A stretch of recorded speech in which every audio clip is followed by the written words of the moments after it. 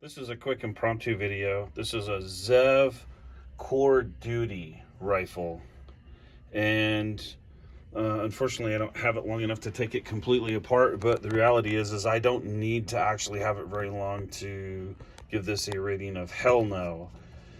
So it was originally brought in because they wanted to change the wedge lock handguard to one that was a type 3 anodizing. This one is clearly not a type 3 anodizing. And the bottom edges right down here are super sharp on this. I've never felt a wedge lock this sharp before, but I mean, you can physically see that there's an edge there. It's pretty crappy. But here's the interesting part. That's been honed out right there to make it flat on top. Well, why would they do that? Well, let's go to the barrel. They did that because they're using an extra high gas block, and they use this nut here, and that's why it's extra high, is to make this extra space so that this nut can wedge it in place. I do not know if there's a cut underneath this. I literally cannot get it off the barrel. I tried every tool that we have, and it's a no-go.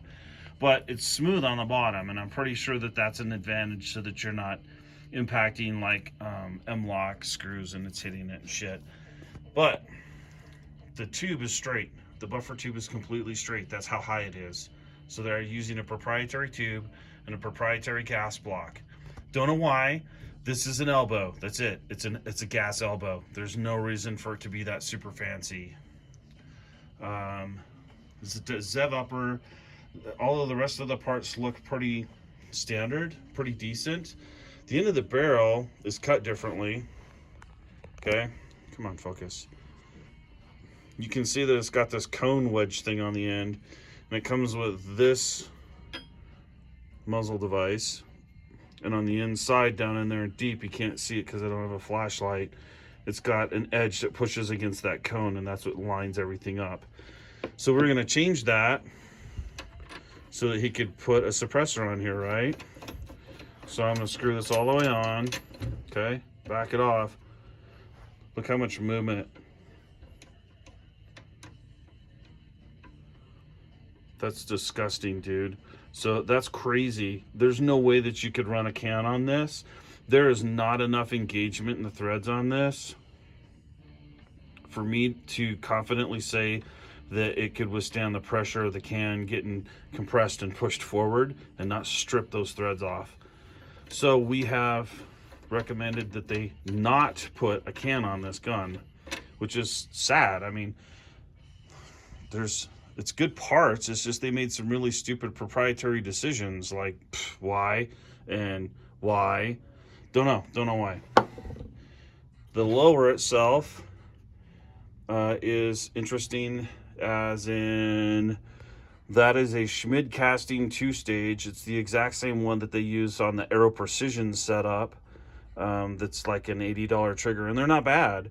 They use a lighter trigger spring on it, so it's a little bit lighter.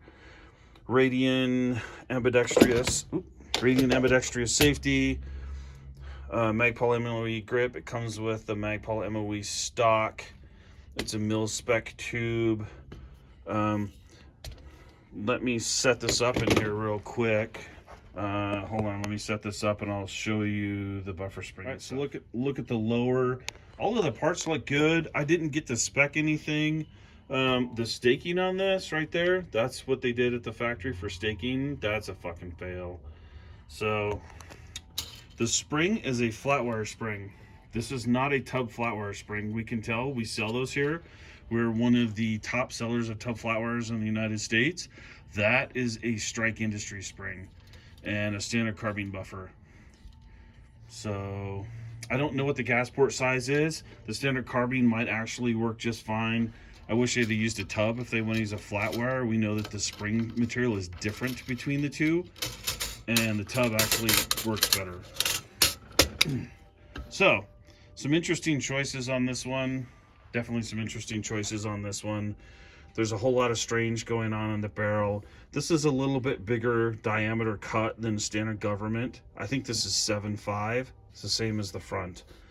And then this weird shit. The only place that we can find anyone else that's using a gas block like this is Q, which makes me want to vomit. So I don't know. I mean, I've heard that these shoot really well. It's a 5R barrel. I'm kind of interested to see what the accuracy is, but there's a lot of proprietary hoopla going on this one. That's interesting.